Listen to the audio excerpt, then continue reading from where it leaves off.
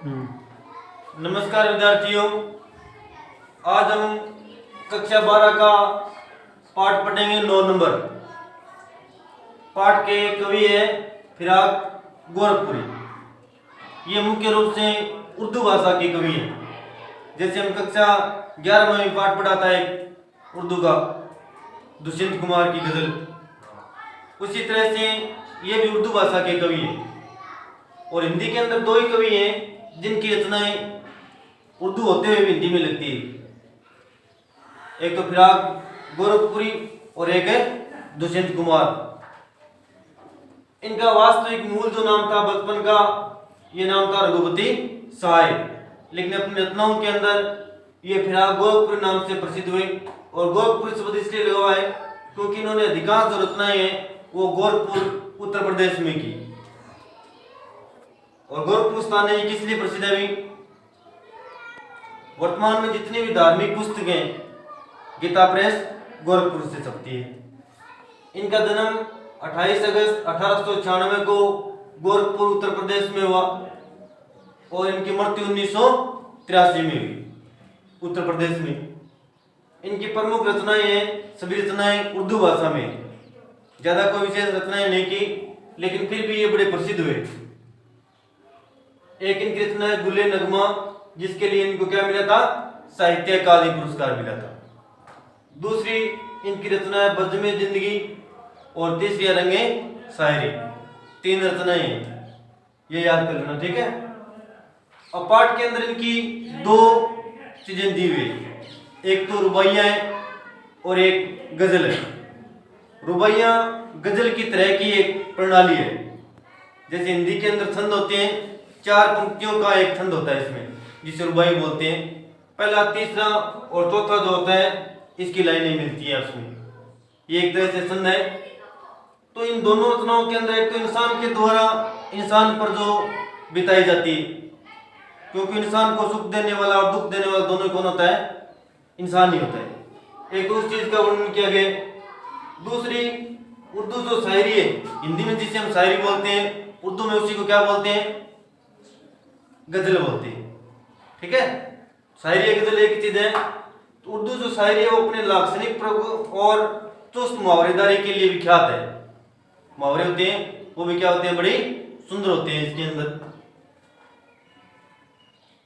फिराक की जो रुबाई है इसके अंदर हिंदी का एक घरेलू रूप है, उर्दू के भी शब्द हैं और साथ में हिंदी भाषा के भी शब्द हैं।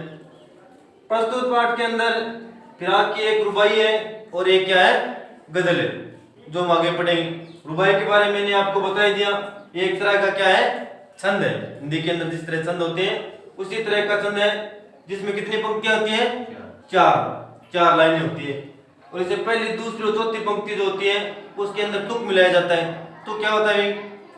छंद में हमने पढ़ा था, लाइन के अंत में जो शब्द समानता बिठाने के लिए दर्शाए जाते हैं उनको क्या कहते हैं? तुक कहते हैं। और तुक के लिए मात्रा कोई निश्चित नियम नहीं होता। आवश्यकता पड़ने पर मात्रा को छोटी भी की जा सकती है और मात्रा बड़ी भी की जा सकती है। अब निकालो किताब।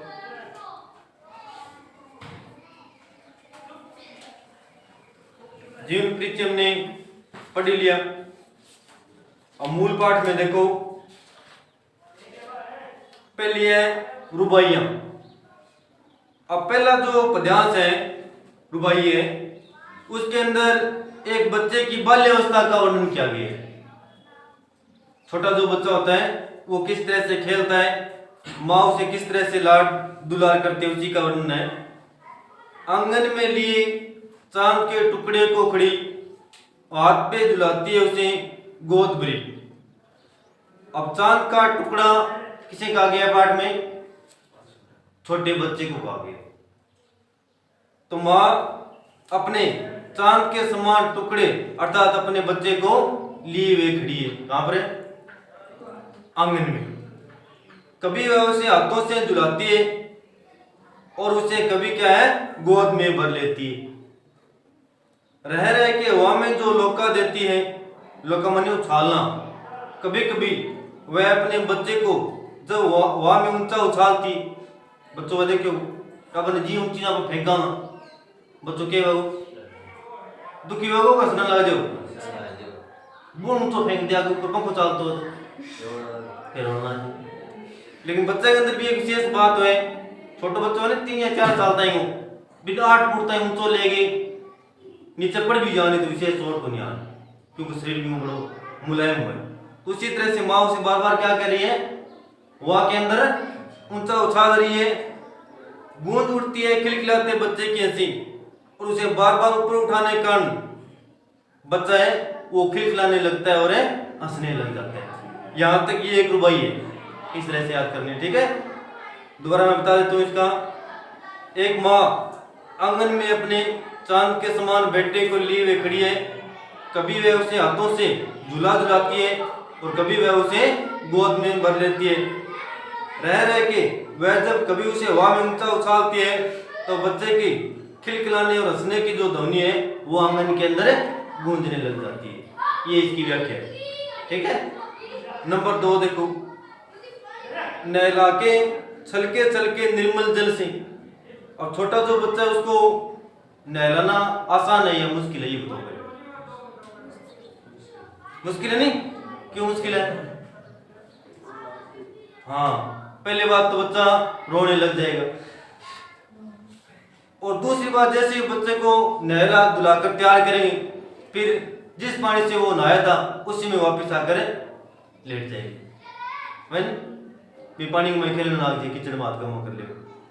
तो ये बात यहाँ पर है, नहला के छलके छलके निर्मल जल से, छलके छलके गुनगुने जल से। तो एक माँ अपने बच्चे को गुनगुने सबज जल से नहलाती है, उलझे हुए गेसों में कंघी करके। गेस में इसमें बाल, तो गेसों का जाएगा बालों से, तो उसके में उलझे हुए बालों में क्या करती है, कंघी करती है। किस प्यार से बच्चा मुंह को देखता है जब घुटनियों में लेके पिनाती कपड़े। बच्चा भी अपनी माँ को बड़े प्रेम से देखता है और बाद में माँ अपने बच्चे को घुटनों में लेकर कपड़े पहनाती है। घुटना में लेके क्या पहना बाजे नहीं, हाँ, तो बाद में वो घुटनों में लेकर अपने बच्चे को कपड़े पहनाती है। यहाँ तक ये एक रुबाई है। इस व्याख्या कर लियो यार, बता दी। अगला देखो 3 नंबर, इसमें दीपावली का वर्णन है। दीपावली आती है तब घरों में क्या क्या परिवर्तन होते हैं बताओ। घरों के अंदर साफ सफाई होती है और घर में मिठाई लाई जाती है, दीपक जलाए जाते हैं, और बताओ नए कपड़े पहने जाते हैं। तो इसी तरह से दीपावली का त्योहार है तो बच्चे के लिए क्या विशेषता है उसमें देखो।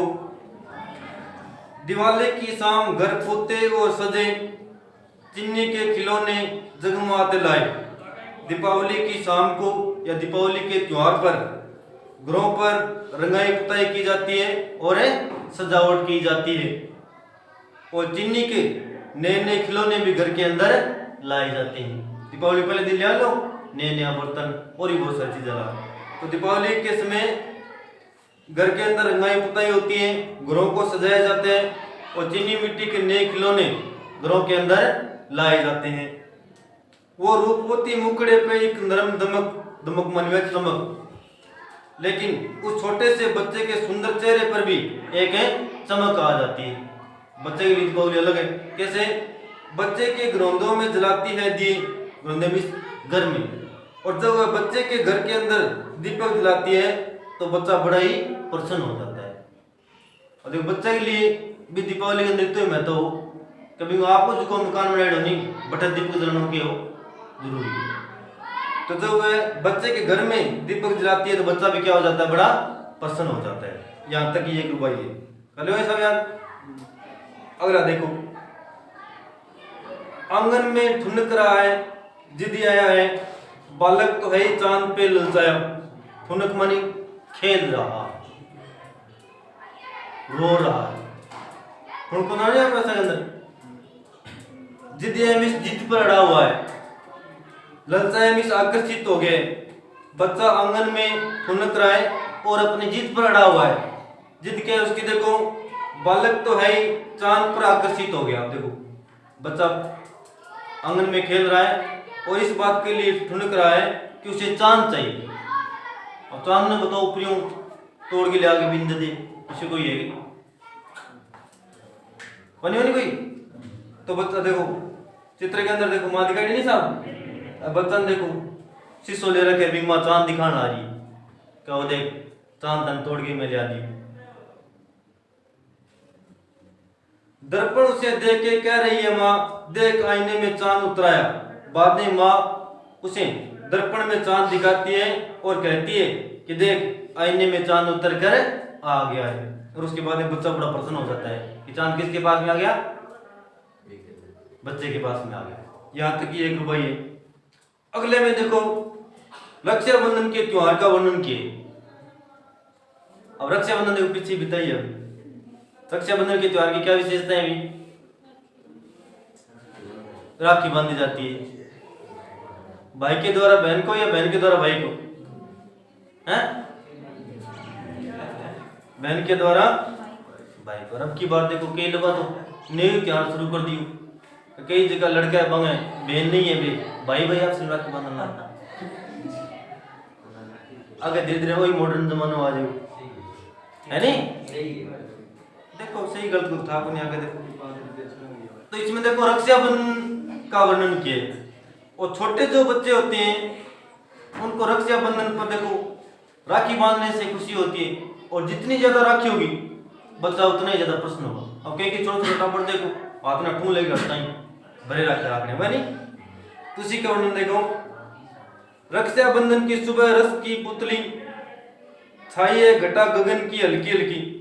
रक्षाबंधन की सुबह सुंदर वातावरण है और आकाश के अंदर भी हल्की हल्की घटा छाई हुई, क्योंकि सावन में महीने मानी तो मौसम भी बड़ा आज की तरह देखो सुहावना है। बिजली की तरह चमक रहे हैं लच्छे, उसके हाथ में राखी के जो लच्छे हैं वो बिजली के समान है चमक रहे हैं। वही साहब भाई के बांधती चमकती राखी, क्योंकि भाई ने वह चमकती हुई राखी अपने भाई को बांध दी थी। यहाँ तक एक विषय चले भाई साहब यार। और रुबाइयां देखो समाप्त हो गई। उसके बाद में है गजल, और गजल वही चीज है जो हिंदी के अंदर क्या होते हैं, शायर। तो गजल में देखो नौ रस गुंजे पंखड़ियों की नाजुक गिरने खोले हैं, या उड़ जाने को रंगों वो गुलशन में पर तोले हैं। और इसमें देखो प्रकृति का वर्णन है। सुबह उठते ही हम प्रकृति को जब देखते हैं तो नए नए फूल खिले हुए होते हैं, और वनस्पतियां भी क्या होती है, हरी भरी होती है, और वातावरण भी क्या होता है, बिल्कुल एकदम शांत होता है। उसी का वर्णन इसमें देखो नव रस नया रस गुंजे मिस कली। फूल बनने से पहले फूल की जो अवस्था उसको क्या बोलते हैं, कली। पकड़ियों मिस पंखुड़ियों की नाजुक मिस कमजोर, गिरहे मिस बाहें, खोले मिस खोदरे। तो सुबह नए रस को लेकर कलियां हैं वो अपनी कमजोर बाहों को खोल रही, अर्थात है फूल दिखा रही। या उड़ जाने की रंगों को गुलशन के पर तोले परमिस पंखों को, या उस खुशबू को उड़ाने के लिए अपने पैरों को पंखों को खोल रही है। तारे आंखें झपकावे जरा जरा सोए, जरा जरा मिस कण कण।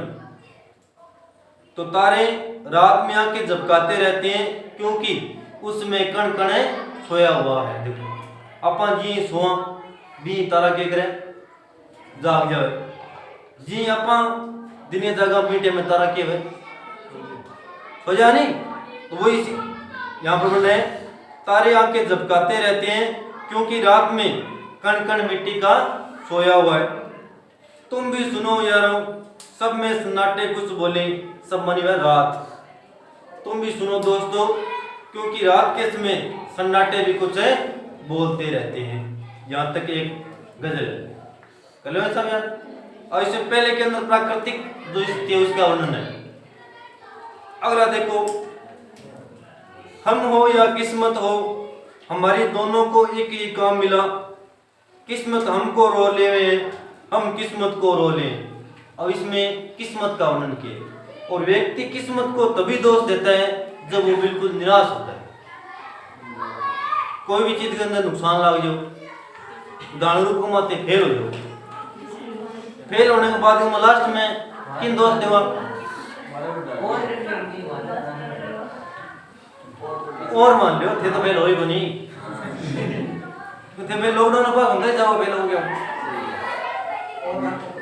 जब भी व्यक्ति निराश होता है तब वो हमेशा किस्मत को ही दोष देता है। आई कैन किस्मत बढ़िया कोई बनी।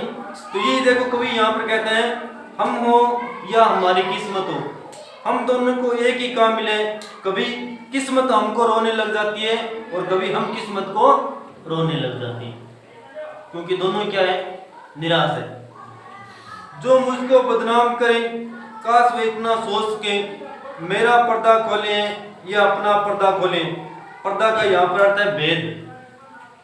जो लोग मुझको बदनाम करने का प्रयास कर रहे हैं काश वो इतना सोच के वो स्वयं का भेद खोल रहे हैं या मेरा भेद खोल रहे हैं।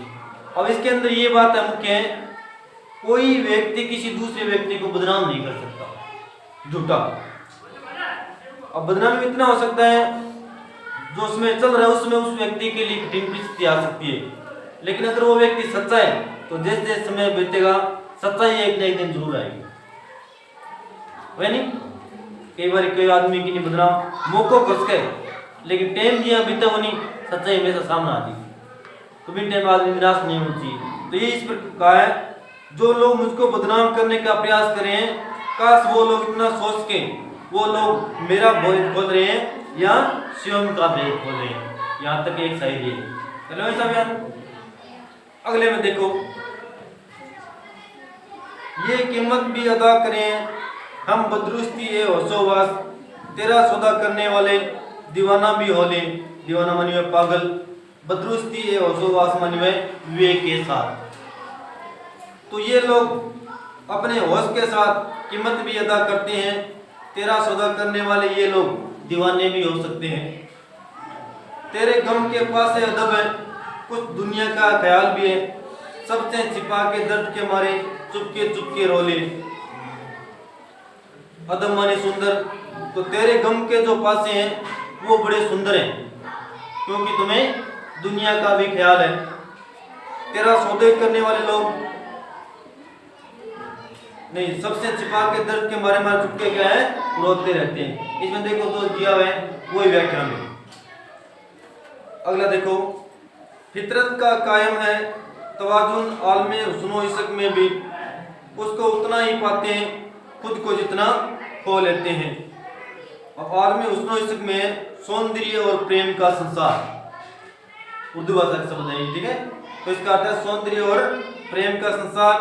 फितरत मानी हुई आदत, और जो व्यक्ति में आदत होती है वो कभी छूट नहीं सकती। छूट जाए आदत कौन सा नहीं, तो ये आदत का कायम है और संसार की भी आदत है। उसको उतना ही पाते हैं खुद को जितना खोले, हम उसको उतना ही प्राप्त करते हैं जितना खुद को क्या है खो लेते हैं।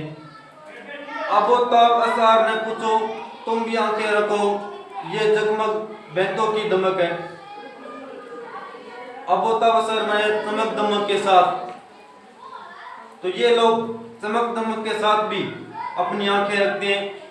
ये जगमग बैंतों की दमक है या हम मूर्ति रोले, ये संसार के बैंतों की चमक है या हम मोती के समान रोते रहते हैं। यहाँ तक ये एक गजल है। अब आगे देखो अंतिम गजल है, 4 लाइनें और हैं। ऐसे में तू याद आए अंजुमन में रिंदों को, अंजुमन में मनवे शराब की महफिल, रींद मनवे शराबी। ऐसे में शराब की महफिल में जब तुम शराब में याद आती। अब इसमें देखो आदमी या व्यक्ति जब भी शराब ज्यादा पी वो पिछले गमान याद है नहीं। आप मुख्य विशेषता है, देखो एक शराबी की भी विशेषता है, तो कभी झूठ को मल दारू पी जाता है। कोई आदमी सच्ची बात पूछनी हो तो 20 दिन पूछ लेनी चाहिए। और देखो जिसका व्यक्ति अनपढ़ है नहीं वो हिंदी में बात करना आ जाए, और जो हिंदी में बात करना हो वो इंग्लिश में बात करना आ जाए, दारू पी। अब ये चीजें देखिए, तो ये यहाँ पर वर्णन देखो, ऐसे में जब तुम शराब की महफिल में शराब में याद आती हो, इसमें वियोग का वर्णन है नायिका का रात के गर्दू पे फरिश्ते बाबे गुनाह जग खोले, गर्दू मिस आकाश, बाबे गुनाह मिसो पाप के जाए। और ऐसे में ऐसा लगता है जैसे रात के समय में ऊपर वाले भी पाप के अध्याय को खोल रहे हो। सदके फिराक एजाजे सुकम के कैसे उड़ा ली आवाज, सदके माने न्योछावर, एजाजे माने इस सुख पर। तो कवि कहता है कि मैं फिराक पर न्योछावर हुआ जाता हूं क्योंकि उसने ये चमक किस तरह से उड़ा ली। इन गजलों के पर्दों में तो मीर की गजलें बोले, इन गजलों के पर्दों में तो मीर की गजलें बोलती रहती हैं। वो मीर है, ये उर्दू भाषा का एक महान कवि है। तो जिस तरह से मीर ने रचना की उसी तरह की रचना किसने की है, फिराक गोरखपुरी ने। ये आपका पूरा पाठ है। अब इसमें प्रश्न देखो,